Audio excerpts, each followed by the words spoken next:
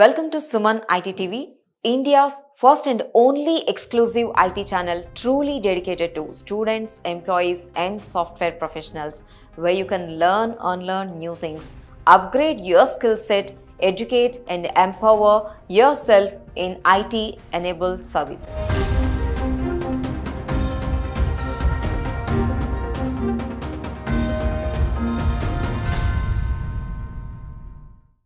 Welcome to Suman IT TV.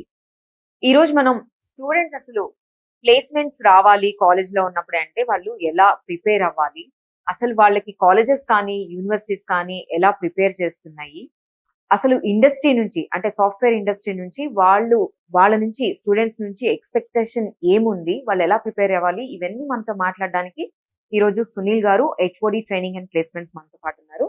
ఆయన అడిగి తెలుసుకుందాం మనం. నమస్తే అండి సునీల్ గారు. నమస్తే. Welcome to our show. Thank you. So first of all ఏంటి మీరు HOD placement and training and service అంటే మీ గురించి కొంచెం చెప్పండి. బేసిక్గా నేను అన్నమాచార్య ఇన్స్టిట్యూట్లో గ్రూప్ ఆఫ్ ఇన్స్టిట్యూషన్స్లో దాదాపు 8 ఏళ్ళు అయిందండి చేస్తున్నాను. ఓవరాల్గా 18 years ఎక్స్పీరియన్స్ ఉంది నాకు. I started my career in the year 2006. I am an MBA graduate from ICFI from Visakhapatnam actually. From then I came back directly to Hyderabad, and Hyderabad ఎప్పుడు కూడా నాకు ఒక సొంత ప్లేస్ లాంటిది. నా ఫస్ట్ జాబ్ ఇక్కడే చూసుకున్నాను, ఫస్ట్ అచీవ్మెంట్ ఇక్కడే వచ్చింది, రికగ్నిషన్ ఇక్కడే వచ్చింది. So I have very close attachment to this location. ఎవరైనా హైదరాబాద్ లవర్స్ ఈ మాటే చెప్తారు, అందులో నేను కూడా ఒక్కడనే. So that is reason all is 18 years. ఎప్పుడు కూడా వేరే ప్లేస్కి వెళ్దాము, అక్కడ సెటిల్ అవుదాం అని థాట్ కూడా రానివ్వలేదు ఈ ప్రదేశం అనేది. 18 years ఆఫ్ ఎక్స్పీరియన్స్లో I was completely into fresher hiring only. From the beginning of my career to till today. ఇనీషియల్గా హెచ్ఆర్గా చేశాను. తర్వాత 2008లో రిసెషన్ ఎఫెక్ట్ వల్ల సర్టెన్ చేంజెస్ వచ్చి I move out into institutions.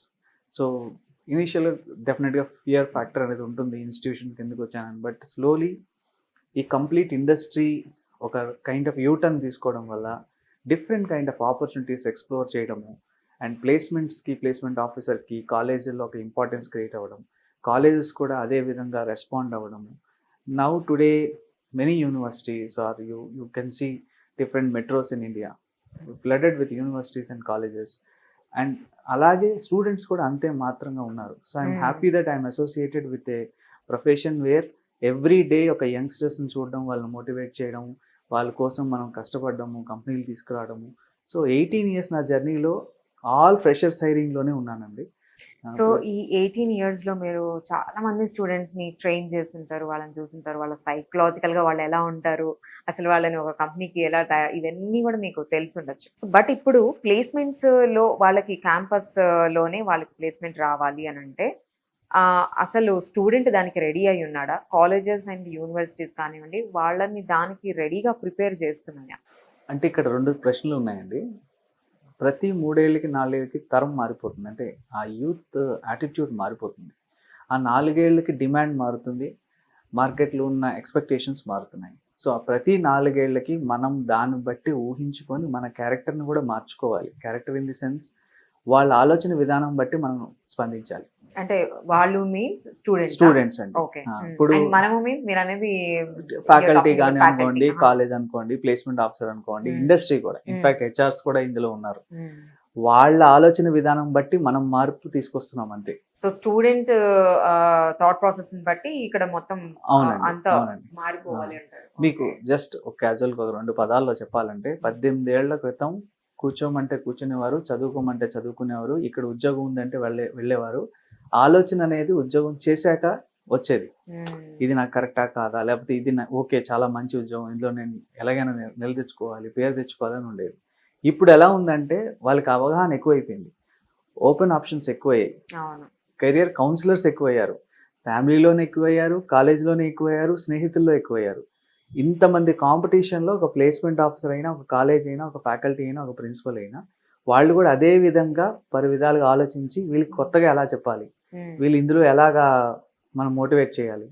So ప్రతి 4 ఏళ్ళకి నేను అబ్జర్వ్ చేసిందండి, 3-4 ఏళ్లలో ఆ తరం తాలూకు ఆలోచన మారుతుంది, అప్రోచ్ మారుతుంది, వాళ్ళు చేసే పనుల విధానం మారుతుంది. సో ఆ అప్రోచ్ని కానీ మనం కరెక్ట్గా ట్రిగర్ చేసి ఐడెంటిఫై చేస్తే ఈ తరంలో స్టూడెంట్ని కూడా మనం నిలకడగా కూర్చోబెట్టి చెప్పొచ్చు, ఎక్స్ప్లెయిన్ చేయొచ్చు, మోటివేట్ చేయొచ్చు. అయితే నేను వినడం ఇప్పుడు వాళ్ళు గనుక ప్లేస్‌మెంట్స్ కావాలి అని అనుకుంటే, అసలు కాలేజ్ నుంచే వాళ్ళ మైండ్ ఎలా వాళ్ళు ప్రిపేర్ చేసుకోవాలి? ఏంటి టెక్నికల్ స్కిల్ మీద వాళ్ళు ఆహ్, చాలా విగరస్‌గా, గట్టిగా, స్ట్రాంగ్‌గా ఉండాలా? లేకపోతే కమ్యూనికేషన్ స్కిల్స్‌లో ఉండాలా? లేకపోతే కొత్తగా వస్తున్న ఈ ఎమర్జింగ్ టెక్నాలజీస్‌ని నేర్చుకొని కంపల్సరీ ఉండాలా? దేంట్లో వీళ్ళసలు స్ట్రాంగ్‌గా ఉండాలి? ఇప్పుడు ఇదేమైందంటే అండి, బాగా వ్యంగ్యంగా మాట్లాడాలంటే ఒక ఫుల్ మీల్స్ లాగా అయింది. మనం ఫుల్ మీల్‌కి వెళ్ళినప్పుడు ప్రతీదీ ఎంత ఇంపార్టెంటో ఐటెము, అలాగే ఒక స్టూడెంట్ జీవితం కూడా ఒక కాలేజ్‌లో జాయిన్ అయ్యాక మీరు చెప్తున్నట్టుగా ఎమర్జింగ్ టెక్నాలజీస్ ఒక కంటెంట్ అయితే హ్మ్. అన్నీ ఇంపార్టెంట్, ఈక్వల్లీ ఇంపార్టెంట్ అయిపోయాయి. ఇప్పుడు కమ్యూనికేషన్ స్కిల్స్ లేకపోయినా పర్వాలేదని ఒక రోజు ఉండేది. ఇప్పుడు అలా లేదు. ఎలా ఉండేదంటే, ఫర్ ఎగ్జాంపుల్ ఒక సాఫ్ట్‌వేర్ కంపెనీలో ఒక సాఫ్ట్‌వేర్ డెవలపర్ జాయిన్ అయ్యారనుకోండి. క్లయింట్ ఇంటరాక్షన్ చేయడానికి 100 మందిలో 10 మందే ఉండేవారు. ఇప్పుడు అదే కంపెనీ 10 మందిని ఎందుకు కావాలి? 100 మంది రెడీగా ఉండాలి. క్లయింట్ ఇప్పుడు ఏం చేస్తున్నాడు? 100 మందితో నేను మాట్లాడతాను. ఎవరో ఒకళ్ళని పిక్ చేసుకొని మాట్లాడొచ్చు. లేదా 100 మందికి అదే రెస్పాన్సిబిలిటీ డివైడ్ చేస్తున్నారు. అంటే ప్రతి ఒక్కళ్ళు ఇటు టెక్నాలజీలో, అటు మాట్లాడే విధానం గానీ, ప్రెజెంటేషన్ స్కిల్స్‌లో గానీ ది బెస్ట్ అయ్యి ఉండాలి. సో, ఒక ఇంజినీరింగ్ కాలేజ్‌లో జాయిన్ అయ్యే ముందు ఒక స్టూడెంట్ ఎవరైతే టెక్నికల్ ఎడ్యుకేషన్ కోసం రావాలనుకుంటున్నాడో, బేసిక్‌గా వాళ్ళ పేరెంట్స్ జాయిన్ చేసేదే ప్లేస్‌మెంట్స్ కోసం ఆలోచించి. ఎందుకంటే తొందరగా ఉద్యోగ అవకాశాలు ఎక్కువ ఉంటాయి కాబట్టి, అందులో IT industry number of jobs opportunities అనేది ఎక్కువ. హ్మ్. మీరు కోర్ గానీ వేరేది తీసుకుంటే comparatively number wise it is very high. Parents కూడా తన పిల్లల కోసం మంచిగా జరగాలి, తొందరగా ఉద్యోగంలో సెటిల్ అవ్వాలి, జీవితంలో నిలబడాలని అనుకుంటారు కాబట్టి, ఎప్పుడైతే జాయిన్ చేస్తారో ఫస్ట్ ఇయర్ నుంచే ఆ స్టూడెంట్, ఆ విద్యార్థి అటు టెక్నికల్‌ని బ్యాలెన్స్ చేసుకోవాలి, ఇటు అడ్వాన్స్ టెక్నాలజీస్‌ని బ్యాలెన్స్ చేసుకోవాలి, కమ్యూనికేషన్ స్కిల్స్. అలాగే వాక్చాతుర్యం కూడా పెంచుకోవాలి. వాక్చాతుర్యం లేదంటే కుదరదు, హ్మ్. ఉండాల్సిందే.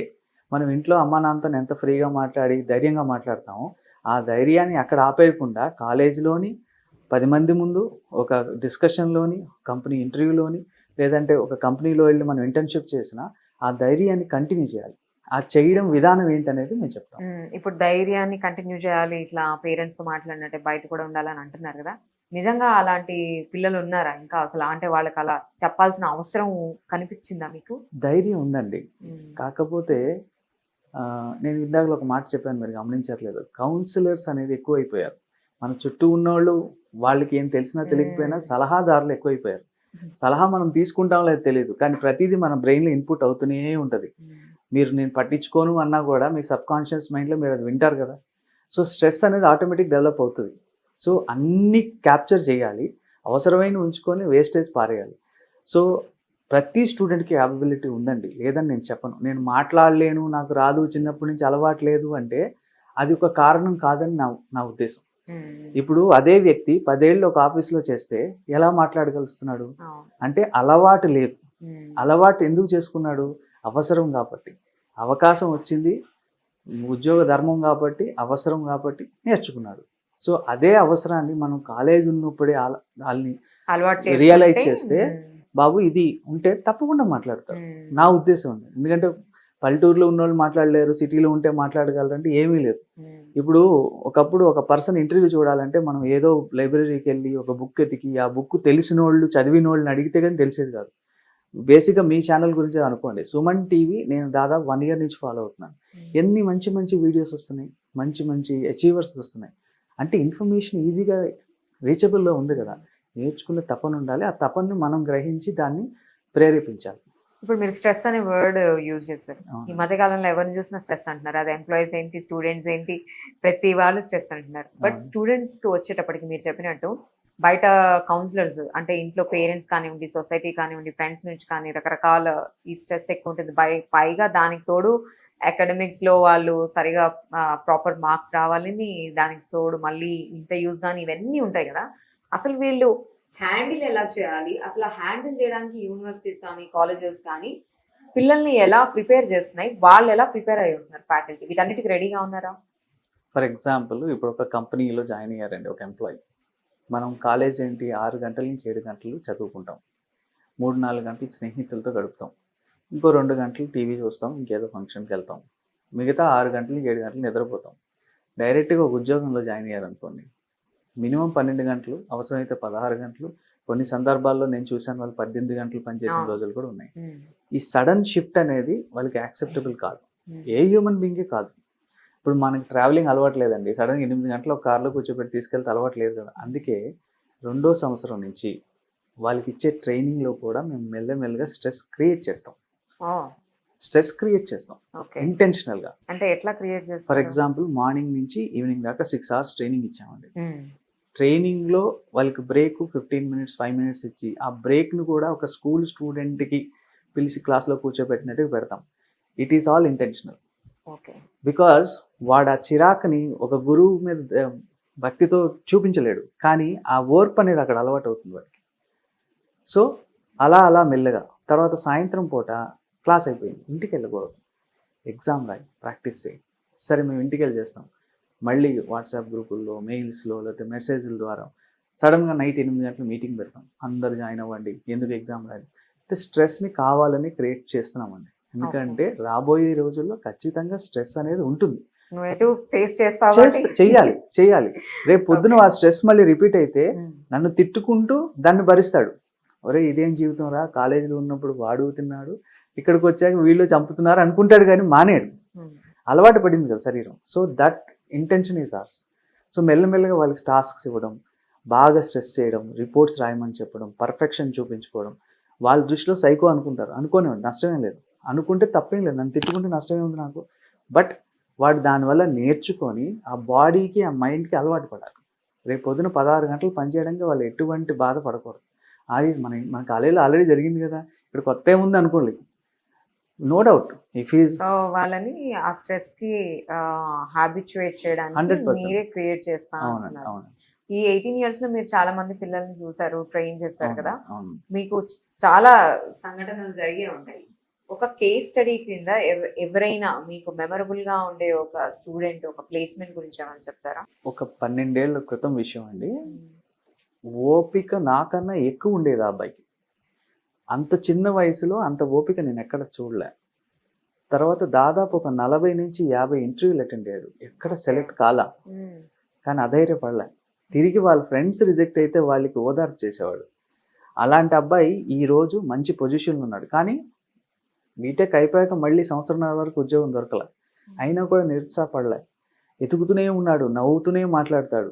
అలాంటి అబ్బాయిని నేను ఈరోజు వరకు చూడలేదు. ఇప్పుడు కూడా ఎటువంటి సమస్య వచ్చినా కూడా దాన్ని కూర్చొని ఆలోచించి సాల్వ్ చేసుకుంటాడు, కానీ దాని గురించి ఆలోచించి భయపడిపోయి బాధపడిపోయిన వ్యక్తి అయితే కాదు. నేను అలాంటి స్టూడెంట్ని ఈ 18 ఏళ్ళలో ఎప్పుడు చూడలేదు. Different typical case study. క్లాస్కి టైంకి వస్తాడు, అసైన్మెంట్స్ కరెక్ట్గా చేస్తాడు, స్టూడెంట్స్ ఇబ్బందుల్లో ఉంటే హెల్ప్ చేస్తాడు, వాళ్ళకి కౌన్సిలింగ్ చేస్తుంటాడు. ఇక మన సినిమాలో చూపించే ఒక హీరో అనుకోండి, బట్ స్టిల్ అబ్బాయి ప్లేస్ కాలే. అది మాకు చాలా ఆశ్చర్యకరమైన విషయం. ఆ ఇంటర్వ్యూ రూమ్లోకి వెళ్ళి అక్కడ ఎక్కడ మరి ఇప్పుడు కొన్ని విషయాల్లో కొన్ని అబద్ధాలు చెప్తేనే ఉద్యోగాలు వస్తాయి. మరీ ఓవర్ నిజాయితీ చూపించాడేమో మనకు తెలియదు. సో బయటకు వచ్చేసరికి 50 ఇంటర్వ్యూలు, అంటే నేను రఫ్గా చెప్తున్నాను, కాలేజీలో జరిగిన మాక్సిమం వాడు ఎక్కడ సెలెక్ట్ కాలేదు. కానీ సంవత్సరంన్నర తర్వాత చాలా మంచి కంపెనీలో, మంచి ఉద్యోగంలో, మంచి స్థాయిలో నిలబడ్డాడు. అప్పుడు కూడా చాలా ఆనందంగా చెప్తున్నాడు, సార్ ఈ 1.5 year నేను నేర్చుకున్నాను సార్, అది నేర్చుకున్నాను అని చెప్తున్నాడు. కానీ టైం వేస్ట్ అయిపోయింది, నేను ట్రై చేశాను పోయిందని. అటువంటి స్టూడెంట్ అయితే ఇంతవరకు చూడలేదు. నేను చెప్పాను చూడండి, 4 ఏళ్ళు మార్పులో బెస్ట్ ఎదుగుతున్నాం, కానీ ప్రీవియస్ బెస్ట్కి ఈ బెస్ట్కి కంపారిజన్ కూడా లేదు. సో సునీల్ గారు, ఇప్పుడు ఇంటర్న్షిప్స్ అండ్ ప్రాజెక్ట్స్ రెండు ఉంటాయి. ఆ ఇంటర్న్షిప్ ని, ప్రాజెక్ట్స్ ని వాళ్ళు చాలా సీరియస్ గా తీసుకోవాల్సిన అవసరం ఉందా ఇప్పుడున్న సిచ్యువేషన్ లో? ఖచ్చితంగా ఉందండి. ఇప్పుడున్న పరిస్థితుల్లో ప్రాక్టికల్ ఎక్స్పోజర్ తగ్గిద్దండి, ప్రాక్టికల్ ఇన్ఫర్మేషన్ వస్తుంది, ఎక్స్పోజర్ తగ్గింది. రెండిట్లో చాలా తేడా ఉంది. ఇన్ఫర్మేషన్ అనేది ఇంటర్నెట్ ద్వారానో లేకపోతే ఇంకే సోర్స్ వల్లనో వస్తుంది. ఎక్స్పోజర్ అనేది పర్సనల్ ఎక్స్పీరియన్స్, నువ్వు చదివింది వెళ్ళి సొంతంగా చూసుకోవడం అనేది డిఫరెన్స్ ఉంటుంది. సో ఈ ఎక్స్పోజర్ అనేది బ్రేక్ చేయాలంటే ఇంటర్న్షిప్ ఖచ్చితంగా ఉండాలి.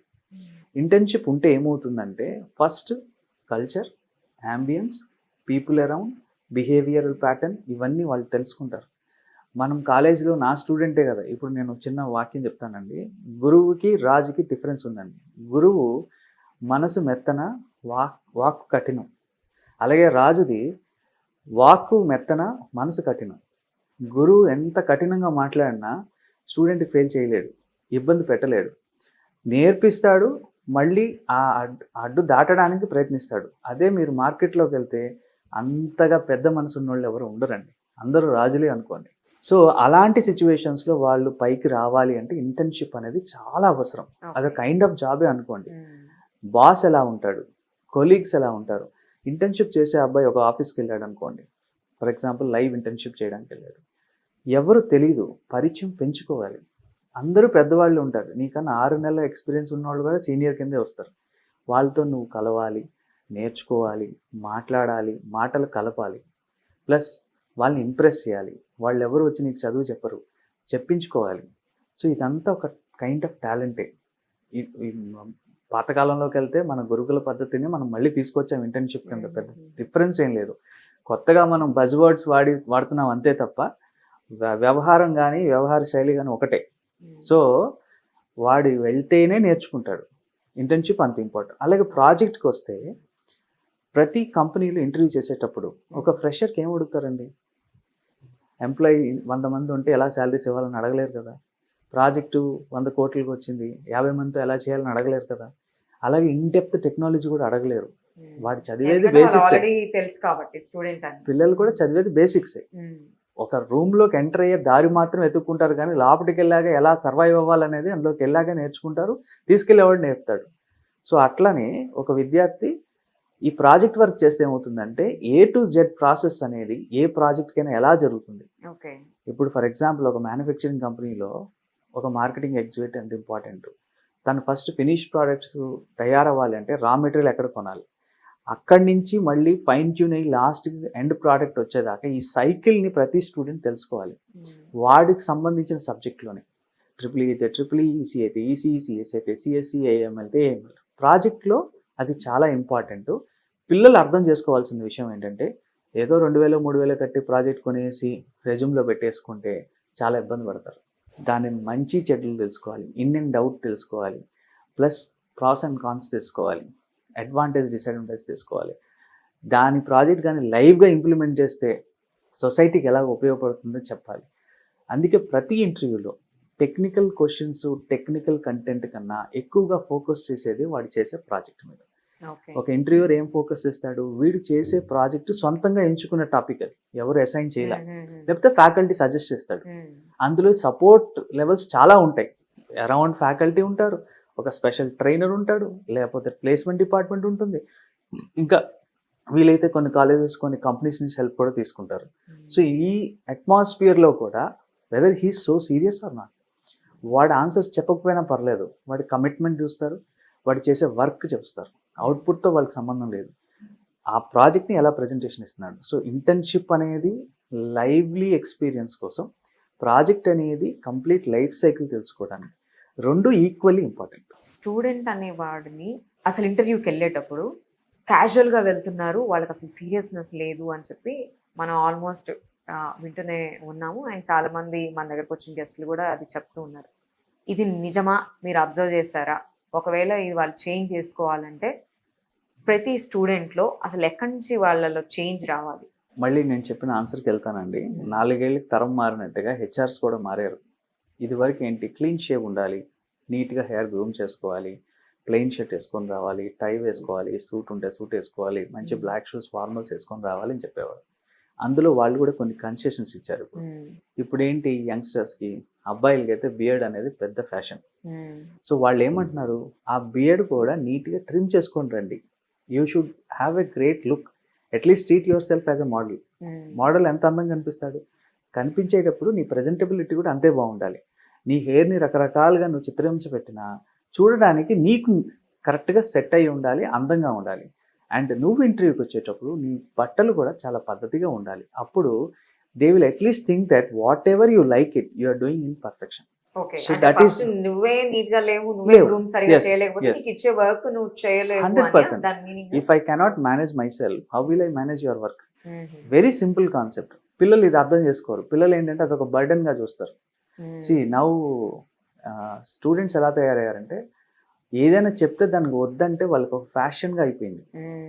సో వద్దనండి, నేను కాదన్నాను, బట్ నీ కోసం అక్కడ నామ్స్ కూడా మారే కదా.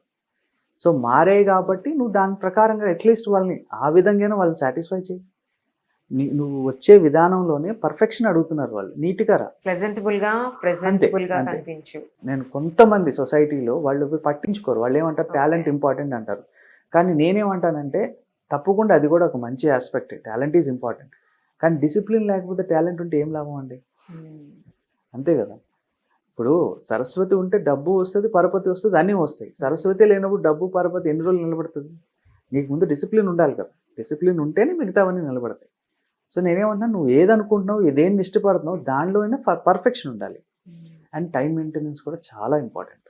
ఓకే. ఎంత మనం ముందుకెళ్ళినా, ఎంత అడ్వాన్స్ అయినా time is important, punctuality is important, time discipline management, discipline 100%, అనేది చాలా 100%, ఇంపార్టెంట్. అండ్ మీరు 100%. ప్రెజెంటబుల్ గా ఉండండి 100%. ఇంటర్వ్యూకి వెళ్ళేటప్పుడు అంటున్నారు. ఇన్ఫాక్ట్ మేము ఎప్పుడు మా స్టూడెంట్స్కి ఇంకో విషయం కూడా చెప్తుంటాం, ఎప్పుడు ఇండియన్ ఆర్మీని ఒక ఇన్స్పిరేషన్గా తీసుకోండి. ఓకే. వాడి డిసిప్లిన్, వాడి పంచువాలిటీ, వాడి బాడీ మెయింటెనెన్స్, వాడి టైం మేనేజ్మెంట్, వాడి థాట్ ప్రాసెస్, వాడి మంచితనం, వాడు జాబ్కి వాడుకున్న కమిట్మెంట్, అందులో మనం 1% చేసినా చాలు. అంతకు మించి చేయక్కర్లే, 1% చేసినా చాలు. ఇప్పుడు కాలేజెస్ లో సపోజ్ వీళ్ళకి ఫైనల్ ఇయర్ అయిపోయేటప్పుడు కానివ్వండి, లేకపోతే ఈ ఓవరాల్ 4 year పీరియడ్ లో ఒక స్టూడెంట్ ని మౌల్డ్ చేయడానికి ఫ్యాకల్టీ అసలు ముందు ఇప్పుడు కొత్తగా వస్తున్న టెక్నాలజీస్ ఏమైనా ఉన్నాయి, వీళ్ళకి ఇవి నేర్పించడానికి వీళ్ళు రెడీగా ఉన్నారా? అసలు కరికులం లో ఏమైనా చేంజెస్ వచ్చాయంటారా? 5 years బ్యాక్ కొన్ని కొత్త టెక్నాలజీస్ ఇంట్రడ్యూస్ చేయడం జరిగిందండి. ఫర్ ఎగ్జాంపుల్ కొత్తవి కాదు, బట్ అంటే వాడికలో వచ్చిన టెక్నాలజీ అంతకు ముందు నుంచి ఉన్నాయి, 10-15 ఏళ్ళ నుంచి ఉన్నాయి. ఆర్టిఫిషియల్ ఇంటెలిజెన్స్ అనుకోండి, మెషిన్ లెర్నింగ్ అనుకోండి, డేటా సైన్స్ అనుకోండి.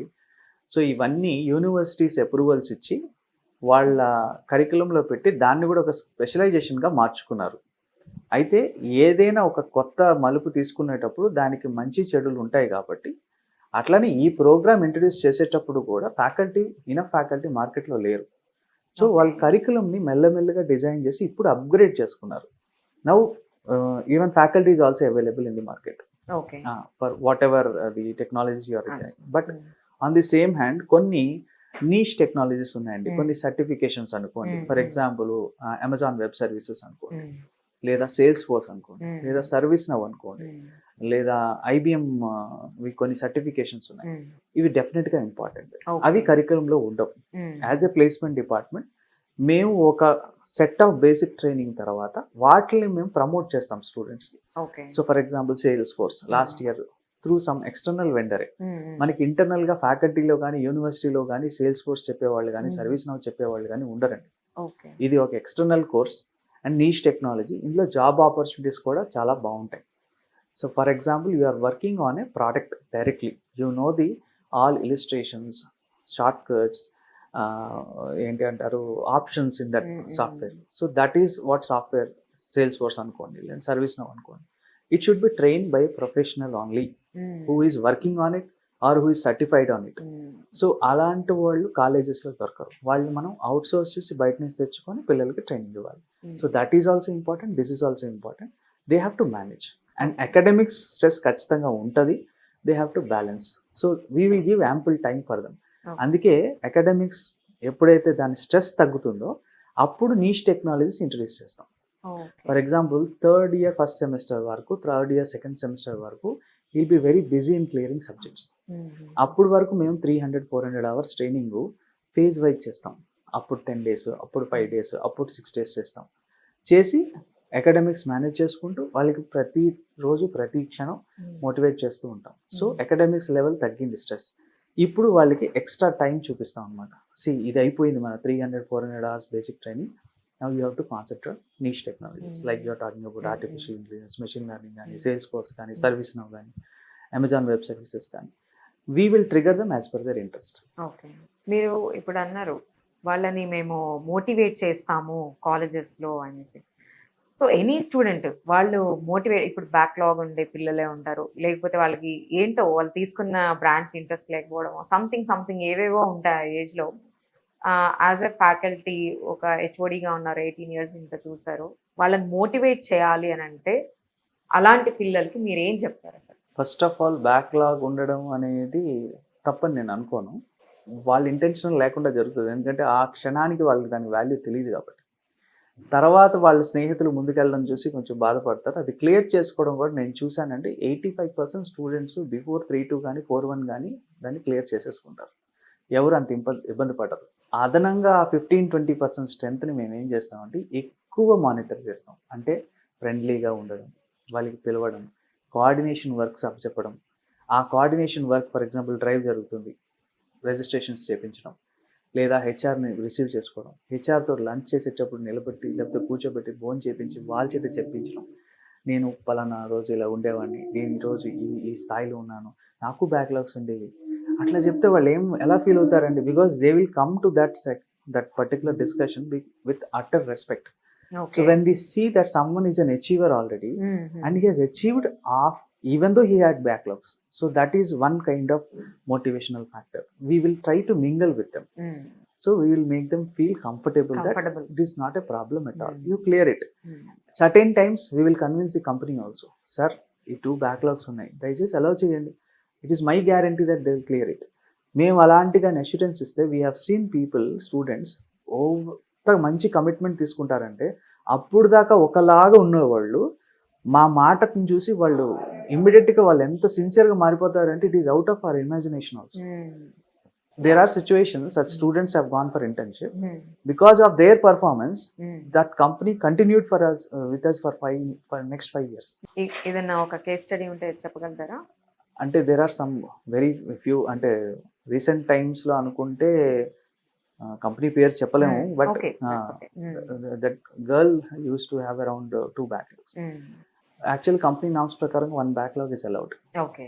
Because one subject can be exempted if it is not on the main branch. But still we requested them, we kept it in front of them. It is open fact that Gundi, but she is a very good student. She was too much depressed, sir. It is my dream come true job, sir.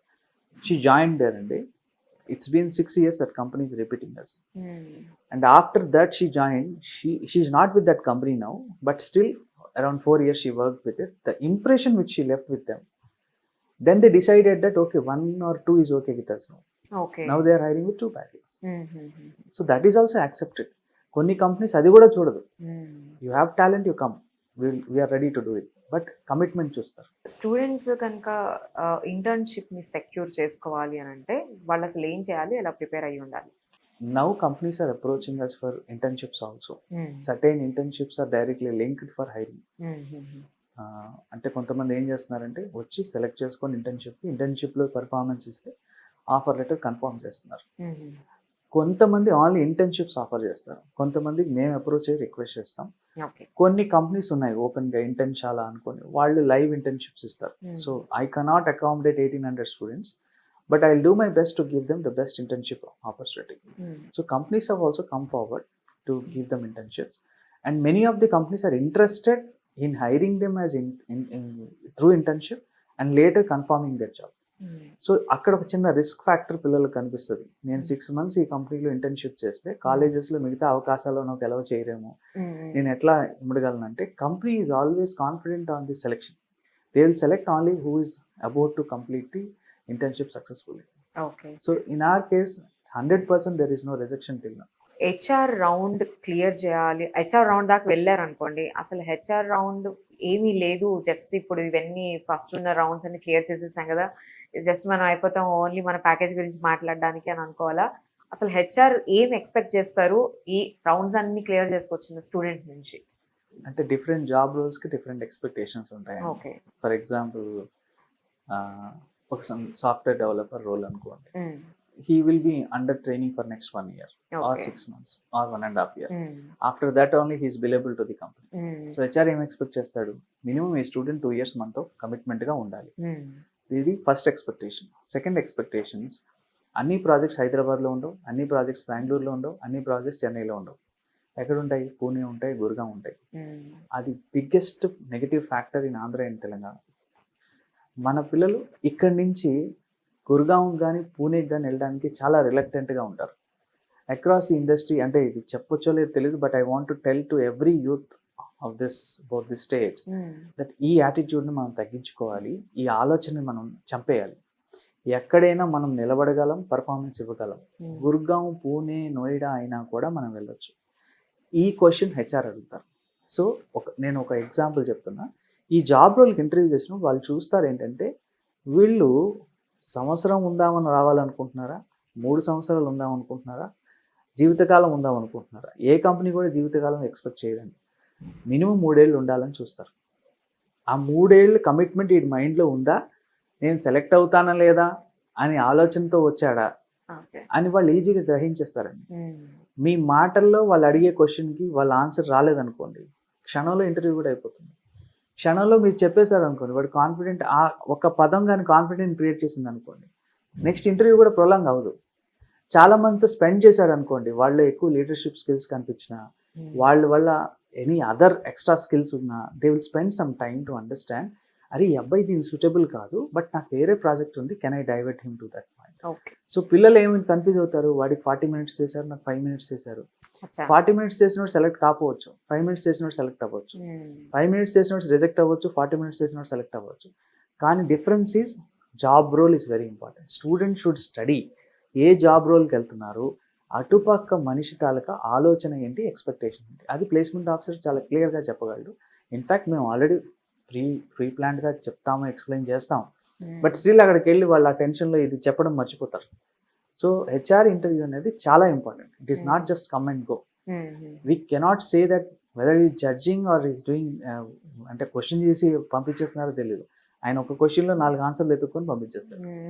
So I would request all the students that they should be very serious for HR interview. Tension అన్నారు కదా మీరు, అసలు ఇంటర్వ్యూకి వెళ్ళే పిల్లలకి tension ఎందుకు ఉంటుంది అంటే, ఆల్మోస్ట్ మనం ఇప్పుడు చూస్తున్న ప్రతి పిల్లల్లో కమ్యూనికేషన్ స్కిల్స్ అయితే అందరూ బాగా మాట్లాడుతున్నారు.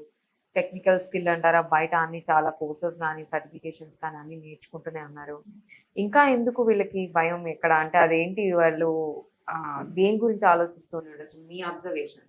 లైవ్ ఇంటర్వ్యూస్, కాలేజ్లో ఇంటర్వ్యూస్ జరిగాయి అనుకోండి, సీక్వెన్స్ వెళ్తాయి, 50 మంది ఉంటారు, 1 by 1 వెళ్తారు, 10 panels ఉంటాయి. అవ్వబోయే వాళ్ళందరూ ఒక దగ్గరే కూర్చుంటారు. అయిపోయిన వాళ్ళు వచ్చి మేము ఇంటరాక్ట్ అవ్వను, జనరల్గా అయినా పిల్లలు ఆగరు, అయిపోయి బయటకు వచ్చిన వాడితో ఎక్కువ చర్చించుకుంటారు. I would say that should not happen. అంటే మీరు అనేది ఇంటర్వ్యూ అటెండ్ అయ్యి వచ్చిన పిల్లలు ఎవరైతే ఉన్నారో అవ్వనోడు ఇంటరాక్ట్ అవ్వకూడదు. ఎందుకంటే ఇంటర్వ్యూ వెళ్ళని పిల్లలతో ఇంటరాక్ట్ అవ్వకూడదు. అవ్వకూడదు. చాలా మంది ఏమంటారంటే టిప్స్ వస్తాయని. టిప్స్ ఏముంది, ఫ్యాకల్టీ తీసుకొని నీకు అప్పచెప్తారు. పిల్లలతో మాట్లాడితే ఏమవుతుందంటే అండి, నేను ఈ రూమ్లో ఉన్నానండి, మీతో మాట్లాడుతున్నాను, ఇక్కడ మన ఇద్దరే ఉన్నాం, బయటికి వెళ్ళి నేను బాగా మాట్లాడానని చెప్పాలి. అప్పుడు నేను ఏం చేస్తాను, మీతో మాట్లాడండి కలిపి చెప్తాను. నేను మాట్లాడలేదు సరిగ్గా, బట్ బయట నా గురించి మంచిగా చెప్పుకోవాలి కాబట్టి నేను 10 రకాలుగా చెప్తాను. సో బయట కూర్చున్నాడు ఏంటి, వీడు ఇంత బాగా మాట్లాడాడా, క్లాస్లో ఈ మాత్రం కూడా మాట్లాడాడు కదా, నా పరిస్థితి ఏంటి, ఇన్ని క్వశ్చన్లు అడిగారా అని అనుకొని ఒక టెన్షన్తో వెళ్తాడు. సో ఆ టెన్షన్ అనేది కిల్ చేయాలి అంటే ఫస్ట్ ఇంటరాక్షన్ క్లోజ్ చేయాలి. సెకండ్ థింగ్, ఇంటర్వ్యూకి వెళ్ళే 5 నిమిషాల ముందు ఎవరితో మాట్లాడకూడదని నా సజెషన్. 5 కాకపోతే 10 నిమిషాలు కూడా you prepare on your own. నువ్వు చేసేదే నీ ఇష్టం మీద చేస్తావు. లోపలికి వెళ్ళాక రిజెక్ట్ అయినా అది నీదే కాన్ఫిడెన్స్. నువ్వు రిజెక్ట్ అయ్యావంటే నువ్వే నేర్చుకో. బయట ఉండి 10 మంది చర్చించి లోపలికి వెళ్ళారనుకోండి, ఎక్కడో ఒక దగ్గర you will lose your main essence, what is your talent, what you have prepared. మీరు డైవర్ట్ అవుతారు కదా. వాడు 10 క్వశ్చన్ చెప్తాడు, మీరు 2 ప్రిపేర్ అయ్యి ఉంటారు. 8 చదవలేదని బాధలో ఉంటారు, కానీ 2 చదివానని కాన్ఫిడెన్స్ పోతుంది. So I would say before 5 to 10 minutes don't talk to anyone, don't discuss with anyone who has completed interview. That would be the best option. So Sunil గారు, అసలు మెయిన్ మన స్టూడెంట్స్ ఒక ఇంటర్వ్యూకి వెళ్ళాలి అని అంటే ఒక్క 5 points చెప్పండి, వాళ్ళు ఎలా ప్రిపేర్ అయ్యి ఉండాలి, ఎందులో వాళ్ళు స్ట్రెంగ్త్గా ఉండాలి, ఏంటి అసలు ఆ పాయింట్స్ ఏంటి? మొట్టమొదటిగా ఏ కంపెనీకి అయితే ఇంటర్వ్యూకి అప్లై చేస్తున్నారో దాని పుట్టుపూర్వతలు, దాని హిస్టరీ చదవాలి. ఎప్పుడు కంపెనీ స్టార్ట్ అయింది, ఎవరు స్టార్ట్ చేశారు, ఎంత క్యాపిటల్తో స్టార్ట్ అయింది, ఇప్పుడు వర్కింగ్ క్యాపిటల్ ఎంత, షేర్ వాల్యూ ఎంత, ఎన్ని కంట్రీస్లో ఎస్టాబ్లిష్ అయ్యి ఉంది. So history of the company is very important. పిల్లలందరూ అది వదిలేస్తున్నారు. ఫర్ ఎగ్జాంపుల్ ఈవెన్ ఇన్ఫోసిసే అనుకోండి, none of them knows when it got started, who started, how many employees got started. So that is very important అండి. So first point is about the company. Second point, which position they are applying for. No one is worried. వాళ్ళు చాలా క్లియర్గా job description ఇస్తారు, ఎవరు కూడా point to point చదవరు. Terms and conditions చాలా క్లియర్గా ఉంటాయి, శాలరీ డీటెయిల్స్ ఉంటాయి, ఎనీవేర్ ఇన్ ఇండియా లొకేషన్ అని ఉంటుంది, అది ఎవరు చదవరు. So this second thing, job description and for the position which they are applying for, they should be very clear about it. And వాడికి ఏమొచ్చు, పర్టికులర్ స్టూడెంట్కి ఏం వచ్చు, ఇందులో వాళ్ళు ఏం అడుగుతున్నారు, can I match that requirement or not, self analysis అనేది చాలా important. Third point, selection process. Selection process అనేది very common in all companies, but you have to research on internet. ఏమేమి సెలెక్షన్స్ లాస్ట్ 2 yearsలో 3 yearsలో ఆ డేటా బ్యాంక్ రీసెర్చ్ చేసుకోవాలి. ఈ selection process ఈ కంపెనీది, ప్రతి డిఫరెంట్ ఉంటుంది, ఏది సిమిలర్గా ఉండవు. కొంతమంది రైటింగ్ స్కిల్స్ మీద కాన్సన్ట్రేట్ చేస్తారు, కొంతమంది రీడ్ రైట్ స్పీక్ మీద కాన్సన్ట్రేట్ చేస్తారు, కొంతమంది వర్బల్ మీద కాన్సన్ట్రేట్ చేస్తారు, కొంతమంది టెక్నికల్ ఎంసీక్యూస్ మీద కాన్సన్ట్రేట్ చేస్తారు, కొంతమంది కోడింగ్ మీద కాన్సన్ట్రేట్ చేస్తారు. Every feedback is available on internet, or else you consult your faculty or your placement officer. So selection pattern అయిపోయింది. Fourth, what is the performance of the company in terms of hiring employees, retaining employees and laying off of employees. So you should be prepared. Layoffs ఎప్పుడు జరిగాయి, ఎంత జరిగాయి, ఎందుకు జరిగాయి. అందరు company jobs తీసేస్తున్నాయి అంటుంది కానీ కారణం ఎవ్వరు మాట్లాడరు. So you should understand that రేపు పొద్దున్న నేను ఆ బకెట్లో ఉండకూడదు అంటే I'm matching this requirement. So this is very very important. Fifth option is what ever you have prepared, you have to jot it down point to point. Till the time you are attending the interview, you have to go and study. చదవడం అనేది చాలా తక్కువైపోయింది. ర్యాండమ్గా interview kit కూడా తీసుకొని వెళ్ళరు. ఒక pen ఉండదు, pencil ఉండదు, పేపర్ ఉండదు, అడ్రస్ ఉండదు, ఫోన్ నంబర్ ఉండదు. సో మినిమం అంటే నేను చెప్తుంది ఏంటంటే ఫిఫ్త్ పాయింట్ అనేది కామన్ సెన్స్ అనండి. కామన్ మ్యాన్ సెన్స్ లేదు, పోయింది. అక్కడికి వెళ్ళి ఎత్తుక్కుంటారు. వద్దు, మీ దగ్గర 5 రోజులు 6 రోజులు టైం ఉంటుంది కదా, గంట ముందు చేస్తారు. రెజ్యూమ్ 1 hour ముందు చేస్తారు. రెజ్యూమ్ రైటింగ్ అనేది ఇంపార్టెంట్. ఈ కామన్ సెన్స్లో రెజ్యూమ్ రైటింగ్ కూడా వస్తుంది. ఏం చేస్తారు, ఫ్రెండ్ రెజ్యూమ్ డౌన్లోడ్ చేసుకుంటారు, మేల్ ఫీమేల్ కూడా మార్చరు. అవునండి, మార్చరు. డేట్ ఆఫ్ బర్త్ మార్చరు, ఫాదర్ నేమ్ మార్చరు. ఇవన్నీ బ్లండర్ మిస్టేక్సే కదా. ఇన్ఫాక్ట్ తను ఫస్ట్ ప్రైజ్ పలానా దగ్గర వచ్చిందంటే అదే కంటిన్యూ చేస్తాడు. అదే ఫ్రెండ్ అదే టెస్ట్ లో షార్ట్ లిస్ట్ ఇద్దరు అవుతారు, పక్కన ఇంటర్వ్యూ జరుగుతుంది, ఏంటి నీ రెజ్యూమ్ ఆ రెజ్యూమ్ ఒకలాగా ఉందంటారు, దాన్ని కూడా పట్టించుకోరు. సో దిస్ కామన్ సెన్స్ లో resume writing, dressing, grooming, speech, everything is important. So ఈ 5 అనేది బ్యాలెన్స్ చేసుకుంటే, ఈ 4 చేస్తే ఈ 5th ఆటోమేటిక్ వచ్చేస్తుంది. ఎందుకంటే భయంతో ఆటోమేటిక్ గా బాధ్యత వచ్చేస్తుంది.